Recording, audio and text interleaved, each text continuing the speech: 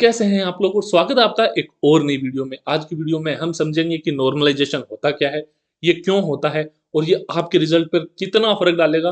और अगर आपके नंबर 90 से 100 के बीच है तो क्या आप खतरे में हैं, ये सब हम जानेंगे आज की वीडियो में। तो देखिए वीडियो की शुरुआत करते हैं और सबसे पहले बात करते हैं कि नॉर्मलाइजेशन क्या होता है और क्यों होता है। तो इससे पहले आपको समझना पड़ेगा कि आपका जो पेपर था वो 4 शिफ्ट के अंदर हुआ था। पहली शिफ्ट में हुआ था लेवल 1 का और बाकी शिफ्टों में हुआ था लेवल 2 का। तो अब जब दिक्कत ये आती है कि जब एक ही पेपर अलग-अलग शिफ्टों में होता है तो डिफिकल्टी लेवल में है ना चेंज आ जाता है। ऐसा हो ही नहीं सकता कि अलग-अलग पर्सन दे के डिफिकल्टी लेवल सेम रख लिया जाए। अब मान लीजिए आपकी और मेरी तैयारी एकदम सेम है, लेकिन हमारा पेपर है अलग-अलग शिफ्ट में, है ना? अब मान लो आपकी तैयारी अच्छी थी, मेरी तैयारी कम थी, लेकिन आप जिस शिफ्ट में बैठे उसका पेपर हार्ड आ गया और मैं जिस शिफ्ट में बैठा उसका पेपर आसान आ गया।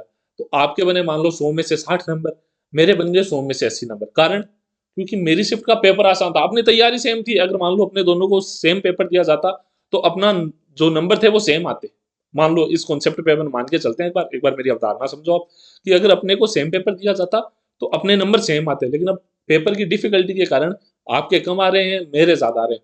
तो सरकार क्या करती है कि भेदभाव ना हो, इसलिए वो क्या करेगी कि जिसके नम नॉर्मलाइज़ेशन करेगी नॉर्मली वो। नॉर्मलाइज़ेशन से वो क्या करेगी, ये भेदभाव को मिटा देगी। अब नॉर्मलाइज़ेशन होता क्या है? नॉर्मलाइज़ेशन ये होता है कि अगर आपके ज़्यादा नंबर जैसे मेरे ज़्यादा नंबर आ रहे हैं पेपर आसान आने के कारण और आपके नंबर कम आ रहे हैं पेपर मुश्किल आने के कारण, तो वो आपके नंबर तो बढ़ा देगी और मेरे नंबर घटा देगी। तो यही होता है नॉर्मलाइज़ेशन। ये एक सूत्र भी देते हैं, जब आपका रिज़ल्ट आएगा तो नीचे एक सूत्र दिया जाएगा, उससे आप निकाल सकते हो।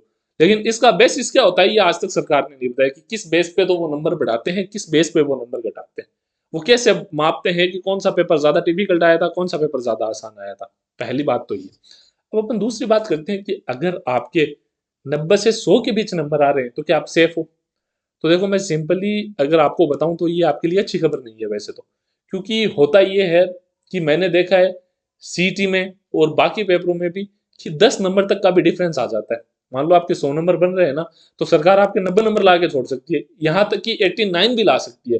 तो अगर आपके 95, 96, 97 जितने भी हैं और गलती से आपका पेपर आसान शिफ्ट में था, तो हो सकता है कि आप पेपर ही क्लियर ना कर पाओ, है ना?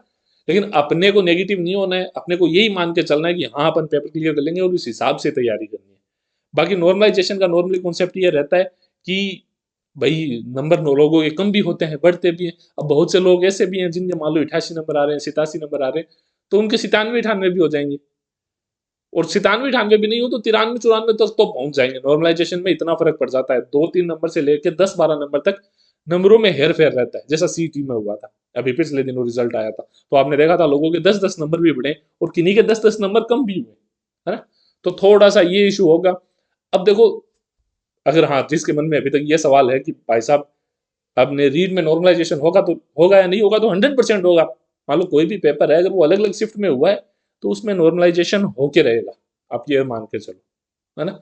और एक बात मैं आपको बता दूँ कि रीट है वो अभी तो 10,000 पदों पे अलाउ हुई है, लेकिन आगे क्या है कि बहुत से जो सेकंड ग्रेड हैं पहले से या जो थर्ड ग्रेड है, उनको प्रमोशन मिलेगा तो और पोस्ट खाली होगी, तो चांस है कि पोस्ट और ज़्यादा बढ़ सकती है ना? अभी रीट के फॉर्म 10,000 पदों पे ही निकलेंगे, है ना? तो आपको डरने की ज़रूरत नहीं है, ऊपर वाले से दुआ कीजिए कि आपके नॉर्मलाइज़ेशन से ज़्यादा फ़र्क ना पड़े और आप पेपर क्लियर कर लो और कर लोगे, टेंशन मत लो।